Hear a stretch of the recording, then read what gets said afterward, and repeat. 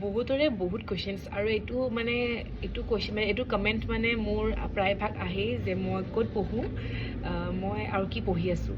মই আপোনাৰ বৰ্তমান চেণ্ট্ৰেল ইনষ্টিটিউট টেকন'লজি অফ কোকৰাঝাৰত বিটেক কৰি আছোঁ। মই এখন কলেজতে ডিপ্ল'মা পাছ কৰি যোৱা 3 বছৰ পঢ়িলোঁ আৰু একেখন কলেজতে মই বিটেকো কৰি আছোঁ। আৰু মই এতিয়া 3rd চেম মানে আপোনাৰ 2nd ইয়াৰ। আৰু ছেকেণ্ডটো কুৱেশ্যন মোৰ ইয়াতে মানে বহুত আহে যে মই আগতে ইনষ্টাগ্ৰামত বহুত ৰিলছ বনাইছিলোঁ আৰু এতিয়া কিয় নবনাওঁ। মানে তেতিয়া আপুনি ক'ব গ'লে তেতিয়া মানে ইমান পঢ়িব লগা নাছিল, কিন্তু এতিয়া যিহেতু বিটেক পাইছোঁহি মানে মোৰ বহুত ক্লাছ হয় আৰু মানে একেবাৰে টাইম নাপাওঁ, মানে মোৰ হাতত একেবাৰে টাইম নাথাকেই ক'ব গ'লে।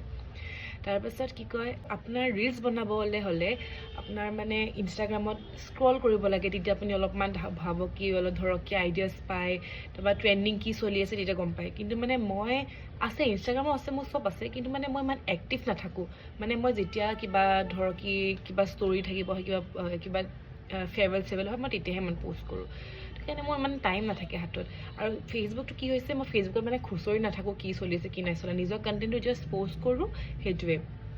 নিজৰ কণ্টেণ্টটো ফেচবুক নাইবা ইউটিউবতে ধৰক সেইবোৰতে প'ষ্ট কৰোঁ। আৰু যেতিয়া মোৰ পঢ়া কমপ্লিট হ'ব চাগে মই তেতিয়া ৰিলছ বনাব ষ্টাৰ্ট কৰি দিম আকৌ যদি পাৰোঁ তেতিয়া। সেনেকৈ আৰু সেইকাৰণে মই ৰিলছ বনোৱা ইমান নবনাওঁ আৰু ৰিলছ, কাৰণ মোৰ হাতত একেবাৰে টাইম নাথাকে, কাৰণ মই ইমান এক্টিভ নহওঁ মানে নাথাকোঁ কি কয় ছ'চিয়েল মিডিয়াত ইমান।